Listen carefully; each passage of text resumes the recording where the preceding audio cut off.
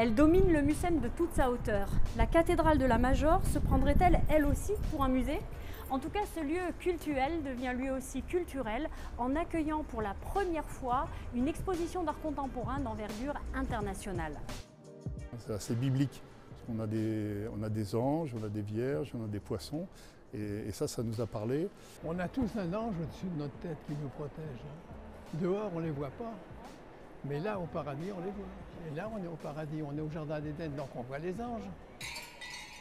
Alors on a le droit d'y toucher, c'est un petit peu la particularité des œuvres de l'artiste Marc Oville, 86 ans, qui a donc créé cette œuvre de 30 000 poissons suspendus à des fils. Il a fallu 15 ans à l'artiste pour créer cette œuvre monumentale. Alors on va bientôt pouvoir avoir la tête dans les anges ou se balader dans le jardin d'Éden.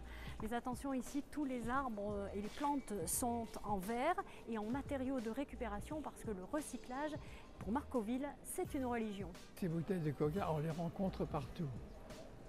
Ils sont jusque dans l'Himalaya. J'ai représenté les déchets de la société.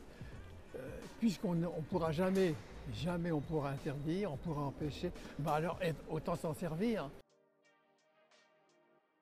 Pas question de fermer la cathédrale pendant l'installation et surtout obligation pour les équipes de respecter les horaires des messes. Donc on conserve les heures d'ouverture, on conserve nos messes, on conserve les temps de prière. Des visiteurs du monde entier sont attendus pour cette exposition puisque l'artiste Marc Oville bénéficie d'un large fan club à travers la planète. Ces visiteurs viendront rejoindre le million de personnes qui passent ici à la cathédrale de la Major chaque année.